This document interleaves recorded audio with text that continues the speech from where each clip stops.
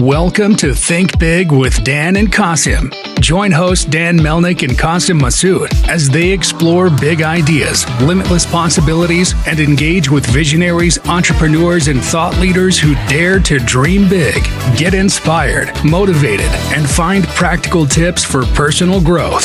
Think big, dream bigger, and ignite your potential.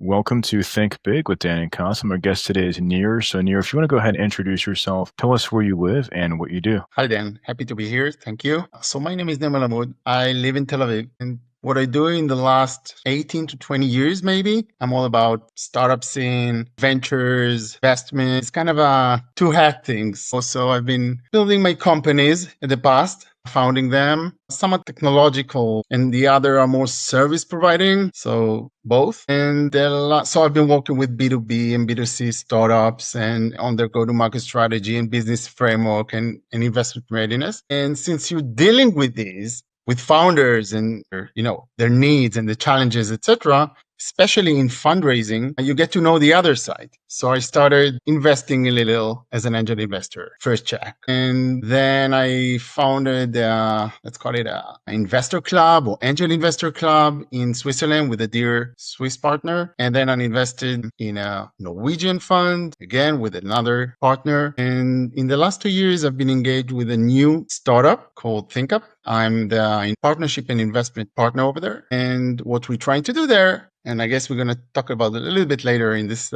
session, we're trying to help other people build their startup. So other thinkers, other dreamers, build a startup totally digitalized, in a digital way. Awesome.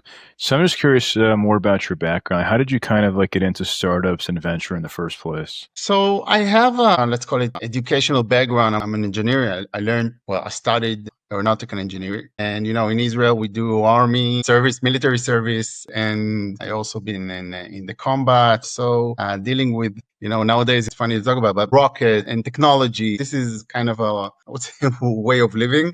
And generally speaking, in Israel, almost like the second guy in the street, it has some relation with the tech scene or the startup scenes. I don't know if it's a cultural thing or it's something that was there all the time. I've been working at my early days in my career, I've been mostly digital marketing for brands, for big brands, B2C. But at a certain point, startups started. The startup scene was more active, more related to my specific job. And then I understood that they have lots of challenges over there, and especially the fundraising part. And this is something that starts very early on, like the, pre-seed, very early investment needs, the first checks. But it goes all along the way, all the journey up until, the IPO or the exit. It's a constant challenge that needs to be addressed. And that triggered me. And I also, again, you meet people along the way, good people. And I had the chance to meet a guy called Christian Rangen. He's Norwegian. And I really recommend many of our listeners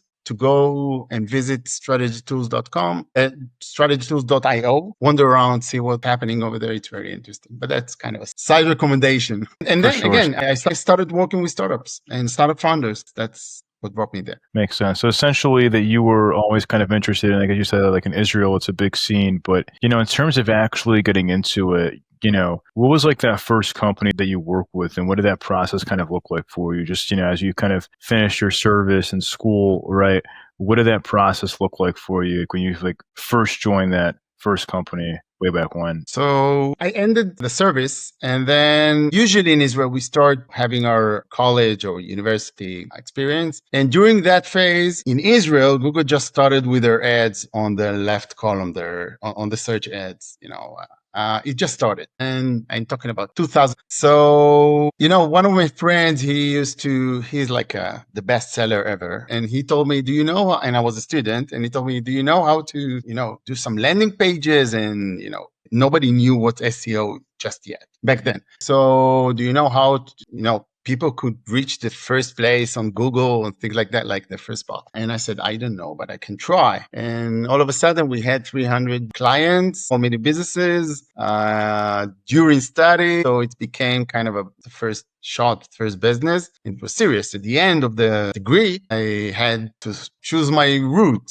in a way, going to the aeronautical space, military, whatever, or keep my business going. And that's what I chose. And it was fun. Yeah. That's awesome. So I'm curious, X, you're talking like a bit earlier about like the company that you're working on today. So if you can share with our audience more about that and just kind of how you work with your clients and founders with what you do now. Sure. So I think the main thing I do now is with ThinkUp. And to give a sense to what ThinkUp is, I would start. So the main thing is that someone has an idea, and most of us are not, serial entrepreneurs that are connected in networks, in the right networks, and know how to access the right resources. So we're playing around with our idea. And it could be a business idea or a tech idea, a startup idea. But I'm not sure that most of us know what to do next. And there are different things we try to do. We have ChatGPT today. And you can write down to ChatGPT, like, what's your idea? What should I do next? And it will kind of, I would say, puke on you lots of data of what's right for you. And sometimes it's great, but sometimes it's not. And those of you who try to play around with not only ChatGPT, but most of those generative AI tools nowadays, is that you can write down and you can get a wow effect right away. You get a first output that seems super. But when you drill down a little bit more, you understand that it's not perfect. And to make it perfect, and in the startup scene, you have to make it perfect. Otherwise, you won't beat the market and won't beat the competitors and it won't,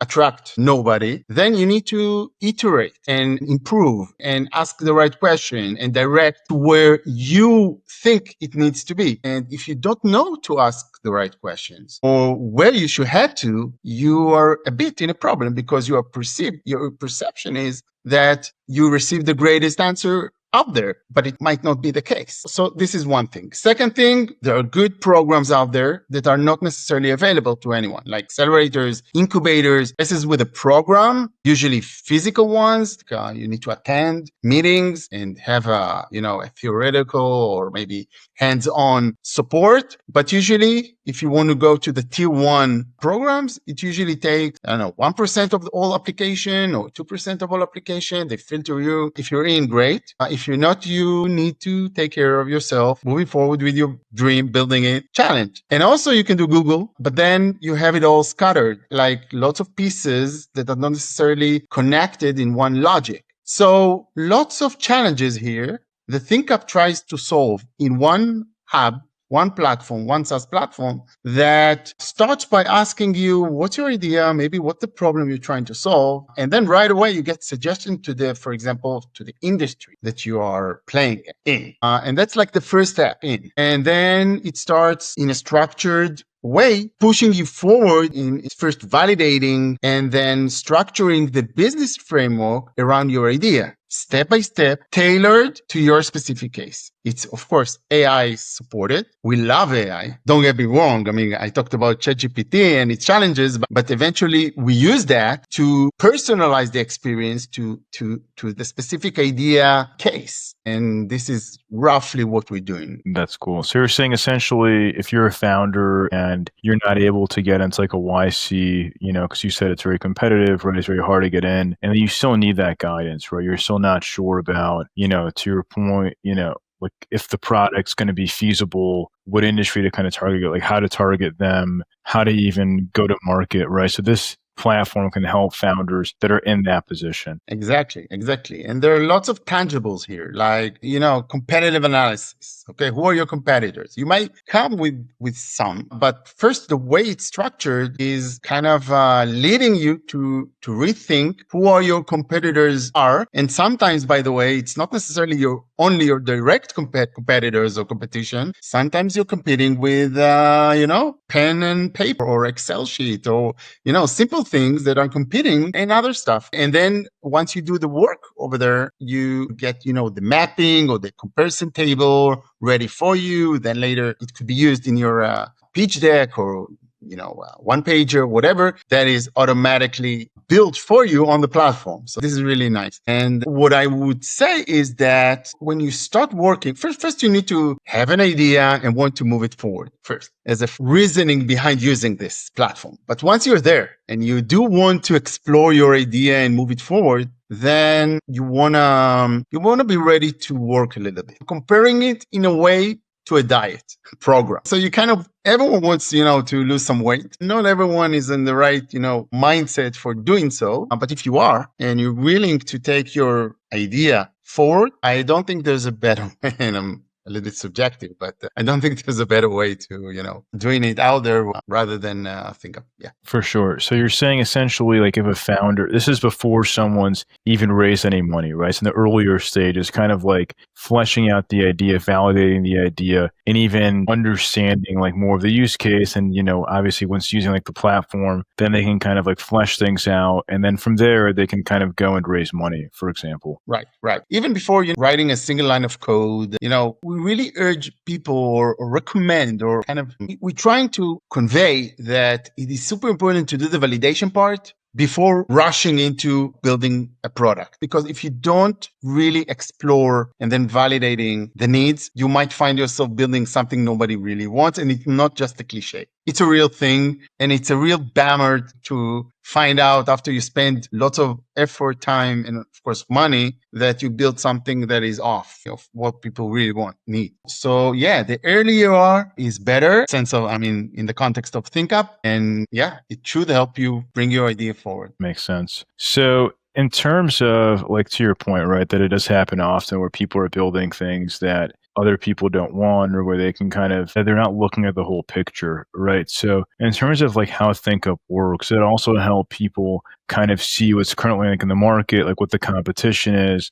things like that. Because I think, just to your point, it is very common where people are building things that are very similar to something else. They don't really have something super unique about it. Yeah. So unique value proposition, for example, like the methodological phrase is that you need to understand what you do better, or maybe you are the first one who does something that is different from the competition. So first you need to understand why you do that. What is it that you do that not only different from the others, but solves a need that nobody solves it better than you, or what you project to solve, or the way you project to solve. Now, it's okay that others try to solve the same need, but you try to do that differently, but you need to know that before you move forward. That's the key. Yeah. Unique value proposition, for example, uniqueness is important, but you can't be there before you delve into the challenges of your end user, customer, whatever. Makes sense. And right now that we're obviously halfway through 2025. So for the rest of this year, what are some of the biggest goals that you guys are focused on? Yeah. So we are more or less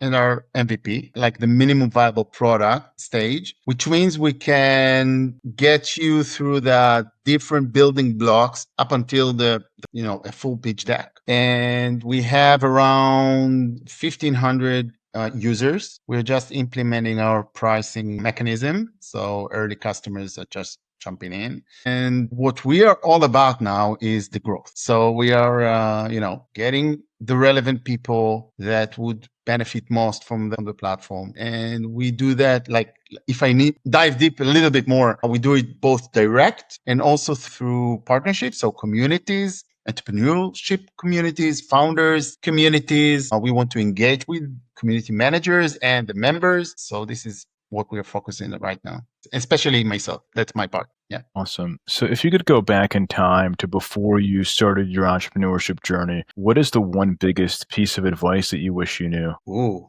nice one. I believe that consistency matters is one thing that I would love to know early in my career. I think that, again, it's subjective, but I think that, we see many people jump around between different roles, try to find themselves, and it's getting more and more acceptable in a way. Our parents and our grandparents used to work maybe 30, 40 years in the same, place, job, employer. And now it's more common to jump around. But I think that if you feel to write like at the beginning, and then you love the place, you love the people, you love what you do, I think that drilling down in the sense of getting the expertise early on, that makes a difference. People For appreciate sure. that. Yeah, and that's good And this is advice. something to focus on. 100%. That's really good advice. If somebody watching this wanted to reach out to you or wanted to use a platform, do you mind sharing the website or social media? I guess best way is to get in contact with you, and also best way to find the platform. Yeah, so